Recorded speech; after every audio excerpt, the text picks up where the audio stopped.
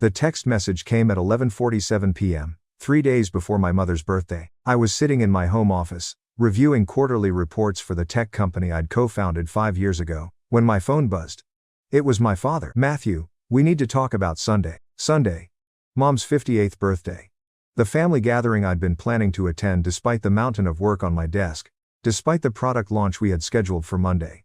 Despite everything, I called him immediately. The phone rang once, twice, and then his gruff voice filled my ear. "Son, I'm going to be direct with you. Your sister Melissa is bringing her boyfriend Hudson to the party. He's doing very well for himself. Investment banking. Sharp dresser. The kind of man who knows how to present himself." "That's great, Dad. I'm happy for Melissa." There was a pause. I could hear him breathing, that same heavy breathing he did when he was about to say something he'd been rehearsing. "The thing is, Matthew, we think it might be best if you skip this one." The words hung in the air like smoke from a fire I didn't see coming. "Skip this one? My mother's birthday? I don't understand. Look, you know how you are. Always in those t-shirts and jeans. You never really learned how to carry yourself in social situations. Hudson's going to be there, and we want to make a good impression. Your mother agrees. We just think you'd be more comfortable sitting this one out." More comfortable. As if comfort had anything to do with being told not to come home. "Dad, are you seriously uninviting me from Mom's birthday?" "We're not uninviting you. We're just saying that maybe this year, with Hudson being there and all. Look, you'll embarrass the family, Matthew. You know you will. You always do with your awkward jokes and your inability to read the room. Melissa's finally found someone substantial, someone with real prospects. We can't have you messing this up for her." I stared at my computer screen, the numbers blurring as my eyes unfocused. In that moment, something inside me shifted. It wasn't breaking, it was hardening, crystallizing into something I'd never felt before. "I understand completely, Dad." "Good. I knew you'd be reasonable about it." I hung up. For the next hour, I sat in complete silence. No music, no television, nothing but the quiet hum of my computer and the sound of my own breathing. Then I opened my banking app. The automatic payments were all there, lined up like soldiers I'd deployed without anyone ever acknowledging their existence. Electric bill for my parents' house, $180. Water, $65. Internet and cable, $145. Gas, $95. Their car payment, $435. Mom's credit card that she'd maxed out 2 years ago. $200 minimum payment. Dad's credit card, $175. The family phone plan, $240. Even their groceries, which I'd been having delivered weekly, $300. 24 months. That's how long I'd been doing this. 24 months of silence, of never mentioning it, of watching them struggle and stepping in without fanfare. When Dad lost his job at the factory and Mom's hours at the retail store got cut, I didn't make a big announcement. I just quietly took over, one bill at a time, $2,285 a month. For 2 years. I pulled up my calculator, $54,840, almost $55,000, and not once, not a single time had either of them acknowledged it. Not a thank you. Not even a recognition that their bills were mysteriously being paid. But I knew they knew. How could they not? Bills don't pay themselves. The lights don't stay on by magic.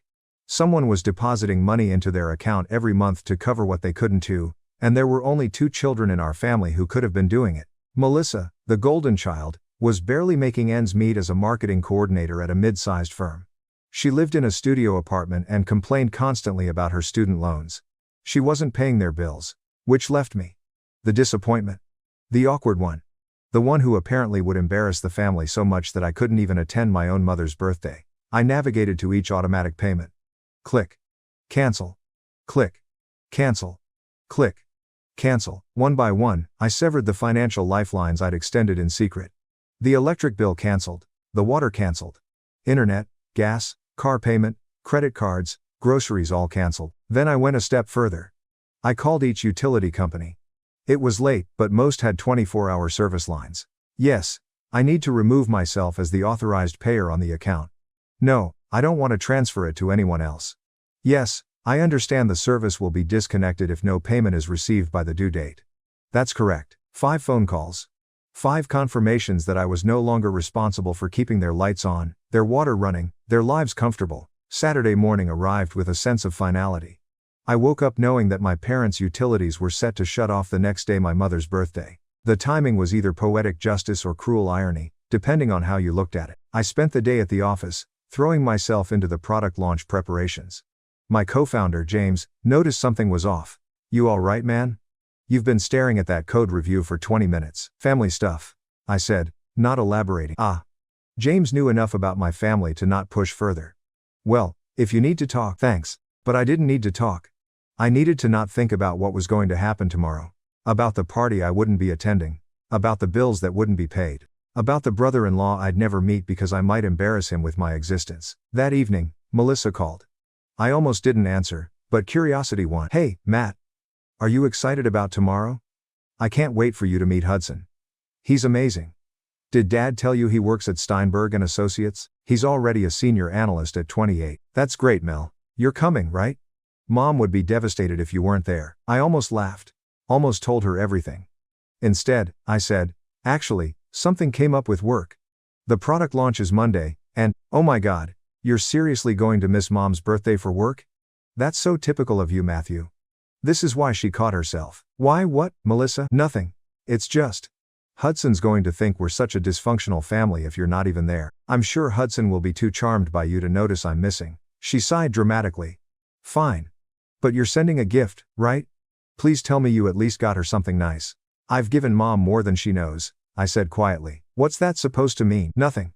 Have fun tomorrow, Mel." After I hung up, I sat in my empty apartment and wondered if I was making a mistake. Then I remembered my father's words. "You'll embarrass the family, Matthew. You know you will." No, man. I wasn't making a mistake. I was finally making a choice. Sunday arrived with gray skies and a bitter wind that seemed appropriate for the occasion. My phone started buzzing at 10 a.m. "Melissa. Where are you?" "Mom, Matthew, your sister says you're not coming. This better be a joke." "Dad. Nothing. Of course." I turned my phone to silent and went for a run. 5 miles through the city, my breath forming clouds in the cold air, my mind finally quiet. When I got back, I had 17 missed calls. Then, at exactly 2 p.m., the text started changing in tone. "Mom, Matthew, something's wrong with the power. Did you forget to pay the electric bill?" I hadn't forgotten. I deliberately removed myself from their account 3 days ago. "Melissa. The water just shut off in the middle of Mom opening presents. This is insane. Dad, call me immediately." Then, from an unknown number that I recognized as our cousin Rachel's, "Your mom is in tears. The internet and cable are out too. The whole party is ruined." "Where are you?" I could picture it perfectly. The house full of relatives, Melissa's perfect boyfriend Hudson in his pressed khakis and polo shirt, and suddenly darkness. No power, no water, no ability to even Google what was happening because the internet was dead too. At 3:47 p.m., my father finally called. I let it go to voicemail. "Matthew, I don't know what kind of game you're playing, but this is not funny. Your mother's birthday is ruined. Ruined. The food in the oven is getting cold. We can't even flush the toilets, and we have 20 people here. If you had something to do with this, just call me back." Then Melissa called. This time, I answered. "What did you do?" Her voice was a shriek. "What do you mean?" "Don't play dumb with me, Matthew. Mom just called the electric company. They said the authorized payer removed themselves from the account 3 days ago, and no payment has been received in over a month." "That was you, wasn't it? You've been paying their bills?" "For 2 years, I said calmly. Silence. Then, 2 years? How much?" "Matthew, how much have you been paying?" "About $2,300 a month. Give or take." I could hear her doing the math in her head. $55,000? "You've given them $55,000? And was asked not to come to Mom's birthday because I would embarrass the family in front of your boyfriend." The silence on Melissa's end stretched for so long I thought she'd hung up. Then I heard her sharp intake of breath. "Dad uninvited you?" "Him and Mom both, apparently. Said I wouldn't know how to act around Hudson. That I'd embarrass everyone with my awkwardness and my inability to present myself properly." "Matthew, I didn't know." "Of course you didn't. Just like you didn't know I've been keeping them afloat since Dad lost his job. Just like you didn't know I've been making sure they could keep their house, their car, their dignity. Because nobody ever asked. Nobody ever wondered how the bills got paid when Dad was bringing in unemployment and Mom was working 15 hours a week." I heard voices in the background, then Melissa whispering harshly to someone. "I need a minute." Then back to me. "This is insane. You can't just shut everything off on Mom's birthday." "I didn't shut anything off, Melissa. I stopped paying for services I'm not authorized to use. After all, what would be the point of paying for utilities at a house I'm not welcome in?" "This is vindictive." "No, vindictive would have been waiting until winter to cut the heat. This is just consequence. Hudson's here. Everyone's here. The cousins, the aunts and uncles, Grandma Rose drove 2 hours. And I'm not. Because I'd embarrass them, remember? More background noise. I could hear my father's voice getting louder, demanding Melissa give him the phone. Then another voice, male, unfamiliar. Babe, what's going on? That must have been Hudson. The golden boyfriend. The senior analyst who was everything I apparently wasn't. Matthew, Melissa's voice dropped to a whisper. You need to fix this. Please, just pay the bills, turn everything back on, and we can deal with this later. There's nothing to deal with. I'm done subsidizing their life while being treated like a shameful secret. If they want their utilities back on, they can pay for them. Like adults do. They can't afford, then maybe they should have thought about that before deciding I was too embarrassing to have around. Goodbye, Melissa. I hung up and turned off my phone completely. Monday morning came with the product launch. I threw myself into the chaos of coordinating with the development team, managing the marketing rollout, and handling the inevitable first-day fires that come with any major release. It was exactly what I needed, complete immersion in something that had nothing to do with family drama. James kept shooting me looks throughout the day. Dude, your phone's been off since yesterday. That's not like you. Needed a break, I said, not looking up from my laptop. Must be some serious family stuff. You could say that. The launch went better than expected. Our servers held, the early reviews were positive, and by 6 p.m., we were celebrating with champagne in the office. That's when I finally turned my phone back on. 87 missed calls. Over 200 texts. 43 voicemails. I scrolled through them, not listening, just looking at the names. Mom, Dad, Melissa, cousins, aunts, uncles, numbers I didn't recognize. The family group chat that I'd been added to years ago but never participated in was exploding with messages. Aunt Linda. Does anyone know what's going on with Matthew? Cousin Tony. Marie's crying. This is seriously messed up. Uncle Rob. The boy finally grew a spine. That last one made me pause. Uncle Rob had always been the black sheep, the one who moved across the country and only showed up for major events. Apparently, he understood more than I'd given him credit for. Then I saw a text from an unknown number. Hey, this is Hudson. Melissa's boyfriend. Can we talk? Curious, I called him back. Matthew? His voice was not what I expected. Younger, less pompous. You wanted to talk? Yeah, man. Look, I don't know the whole story, but from what I've pieced together, that's messed up what they did to you. You don't even know me. I know enough. Melissa talks about you sometimes. The programmer brother who started his own company. She's proud of you, even if she doesn't say it to your face. And the bills thing, Christ, I had no idea. Nobody did. That was kind of the point. Can I ask you something? The company you started, what's it called? Nexus Technologies. There was a long pause. Then Hudson actually laughed. You're Matthew Chen? The Matthew Chen from Nexus? Yes? Dude, I've been following your company for 2 years. We've been trying to get you guys to IPO so we can invest. You're Matthew Chen and they said you'd embarrass them? The irony wasn't lost on me. Here was Hudson, the golden boy my parents wanted to impress, fanboying over the son they deemed too embarrassing to introduce him to. Listen, Hudson continued, I'm going to tell you something, and I need you to know I'm not trying to make this worse. But your parents spent the entire time before the power went out telling me how Melissa was the successful one in the family, how you were, and I'm quoting here, still trying to find yourself and playing with computers. Playing with computers, I repeated flatly. Meanwhile, I'm sitting there knowing that Nexus Technologies just got evaluated at $50 million. My boss has been salivating over your company for months. Hell, you probably make more in a quarter than I make in a year. This isn't about money, Hudson. No, I know. I get it. It's about respect. But here's the thing, Melissa had no idea. When everything shut off and she called you, and you told her about the bills, she went white. Like, actually white. Then she turned on your parents. What do you mean? I mean she went nuclear. Started screaming at your dad about how they could uninvite you while taking your money. Your mom tried to deny it, said they didn't know you were paying, but Melissa called bullshit. Said there's no way they didn't notice their bills being paid for 2 years. I sank into my office chair, suddenly exhausted. And your dad said, and again, I'm quoting, he never said anything about it, so we assumed he was fine with the arrangement. The arrangement where I pay for everything and get treated like dirt, pretty much. Look, I'm not trying to get in the middle of this, but Melissa wanted me to ask, would you reconsider? Not for them, but for her? She had nothing to do with the uninviting thing. I thought about it. Really thought about it. Melissa had always been self-absorbed but not cruel. She'd never actively participated in my parents' dismissal of me, but she'd never stood up for me either. Tell Melissa that if she wants to pay their bills, she's welcome to. I'm done. That's what I figured you'd say. For what it's worth, I don't blame you. And also, would you be willing to meet for coffee sometime? Not about family stuff. Business, My firm would love to. Hudson, no offense, but the last thing I want to think about right now is anything connected to that family dinner. Fair enough. But can I tell you one more thing? What? When the lights came back on, your parents found a neighbor willing to let them run an extension cord. Your mom's first words were, "At least Matthew isn't here to see this." Not, "I hope Matthew's okay." Or, "We should apologize to Matthew." Just relief that you weren't there to witness their humiliation. I closed my eyes. Thanks for telling me. Yeah. Sorry, man. Really. Tuesday morning brought a new wave of messages, but these were different. The anger had shifted to bargaining. "Mom. Matthew, sweetheart. We understand you're upset. Let's talk about this like adults. Please call me. Dad. Son, your mother is devastated. This has gone too far.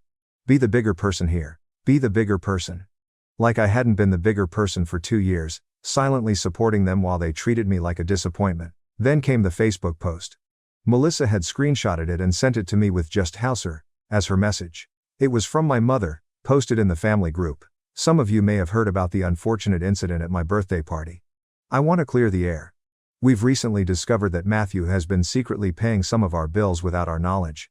When we couldn't accommodate him at the party due to space issues, he chose to retaliate by canceling these payments without warning, causing significant embarrassment to our family. While we appreciate his past help, this vindictive behavior is exactly why we sometimes have to make hard decisions about family gatherings. We're praying he comes to his senses and apologizes for the pain he's caused. Space issues. She was telling people I wasn't invited because of space issues. I screenshotted the post and sent it to the family group chat myself, along with the text my father had sent me uninviting me. Then I added, for clarity, I was uninvited because Dad said I would embarrass the family in front of Melissa's boyfriend.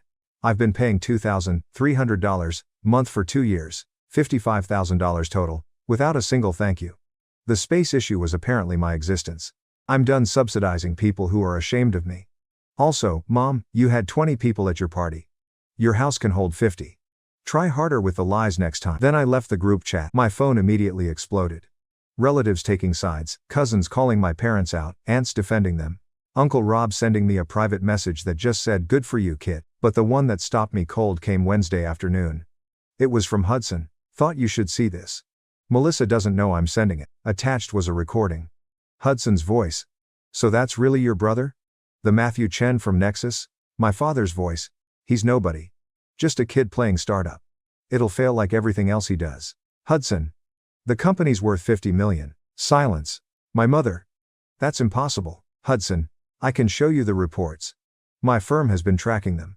Your son is probably worth 8 figures personally." More silence. "Dad. He never mentioned." Hudson. "Maybe because you never asked? Melissa says you haven't visited his office once. Haven't asked about his work in years." Mom. "We didn't. He never invited us." Hudson.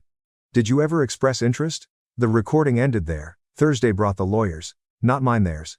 Apparently, my parents had gone to a legal aid clinic to see if they could force me to continue paying their bills. The lawyer, probably tired of dealing with actual problems, sent me a letter that essentially said, "While familial support laws exist, they don't apply here. Also, stop wasting our time." I forwarded it to Melissa with a single question mark. She called immediately. "I didn't know they were doing that. Matthew, I swear I didn't know." "But you're not surprised." A pause. "No. Not really. They're desperate. The car's getting repossessed next week. The house. They're 3 months behind on the mortgage." 3 months? I was paying. Then it hit me. They weren't using the money for the mortgage? Mom's been shopping. Dad's been gambling. They figured you'd always be there to catch them. So they spent the money on other things, while telling everyone I'm a disappointment. Matthew. Her voice broke. Hudson told me what they said. About you being nobody. I swear I didn't know they felt that way. I thought they were just old-fashioned, not understanding tech stuff. I didn't know they actually looked down on you. What did you think, Melissa? When the bills got paid month after month, what did you think was happening? I thought they'd figured something out. Refinanced something, I don't know. I was focused on my own life. And now Hudson's probably going to break up with me because he thinks my family is insane, my parents are about to be homeless, and my brother, who's apparently been secretly successful this whole time, hates us all. I don't hate you, Melissa. I'm just done. There's a difference, is there? Because from where I'm sitting, it looks the same. That evening, Hudson sent another text. Broke up with Melissa. Not because of the family drama, but because she knew you were paying and never said thank you either. That's not who I want to be with. Also, seriously, Can we get that coffee? My boss will literally promote me if I can get a meeting with you. I didn't respond to either of them. Friday was when my parents played their last card. They showed up at my office. Security called me. Mr. Chen? There's a Marie and David Chen here saying they're your parents. They don't have an appointment. I looked at them through the security monitor. They looked older than I remembered, smaller somehow. My mother was wearing her best dress, the one she wore to church on Easter. My father had on his interview suit, the one he'd worn to job interviews that never panned out. They're not on the list. They can wait in the lobby if they want, but they're not coming up. I watched them sit in the lobby for 3 hours. They tried to wait me out, but I had a back exit and no shortage of patience. Finally, they left. That was 6 months ago. The messages eventually stopped. The family drama died down. Life moved on. I heard through the grapevine Uncle Rob, specifically that my parents had to sell the house. They moved into a small apartment in a less expensive part of town. Dad got a job at a hardware store. Mom works full-time at a different retail chain. They're surviving, which is more than they managed to do on their own before. Melissa and I exchange texts occasionally. Surface-level stuff. She's dating someone new, someone who doesn't know our family history. She says our parents ask about me sometimes, but they've never apologized. They've never acknowledged what they did. They just paint themselves as victims of an ungrateful son who abandoned them in their time of need. The family is split. Half think I'm a monster who ruined my mother's birthday and left my parents to struggle. The other half think I'm a hero who finally stood up to toxic behavior. The truth, as always, is somewhere in between. Hudson and I did eventually get that coffee. His firm became one of our investors. He's a good guy, and in another life, maybe we could have been friends or even family. But not in this one. Sometimes I wonder if I went too far. If cutting them off on Mom's birthday was unnecessarily cruel. If I should have just confronted them directly instead of letting them figure it out when the lights went out. But then I remember my father's words, "You'll embarrass the family, Matthew." I remember 2 years of silent support met with silent contempt. I remember $55,000 that bought me nothing but the privilege of being deemed too shameful to attend a birthday party. Last week, out of nowhere, my phone rang. It was Mom. "Matthew?" Her voice was smaller than I remembered. "I know you probably don't want to hear from me, but I need you to know something." I waited. "Hudson called us after you cut us off. He told us about your company, about who you really are. We didn't know." "Yes, you did," I said quietly. "You just didn't care. You knew I was successful enough to pay your bills. You just chose to believe it didn't matter because I didn't fit your image of what success looks like." "That's not." "Mom, you took $55,000 from me while telling people I was playing with computers. You let me pay for your life while uninviting me from it. You knew. You just didn't respect it." Silence. "Then, would you consider? Could we start over?" "No," I said, and I meant it. "But I'll tell you what I told Melissa. I don't hate you. I'm just done. I'm done being the shameful secret who pays for everything. I'm done being the embarrassment who keeps you afloat. I'm done being invisible until you need something. Matthew, please, I hope you and Dad are doing well. I hope you're happy. But I can't be part of your life anymore. Not after everything. We're your parents, and I was your son. But that wasn't enough for you to treat me with basic respect. Goodbye, Mom." I hung up. Then I blocked her number. And Dad's. And finally, after 6 months of holding on to the possibility of reconciliation, I let go. My name is Matthew Chen. I'm the co-founder of a successful tech company. I have friends who value me, a business partner who respects me, and a life I've built on my own terms. I am nobody's embarrassment. Not anymore. Some people say family is everything. That blood is thicker than water. That you should always forgive, always try to mend bridges. But I've learned that sometimes the most important relationship you can have is with yourself. Sometimes the greatest act of love is walking away from people who can't love you back. I don't know if I made the right choice. I don't know if I'll regret this in 10 years, or 20. All I know is that for the first time in my life, I'm not trying to earn anyone's approval. I'm not paying for acceptance that will never come.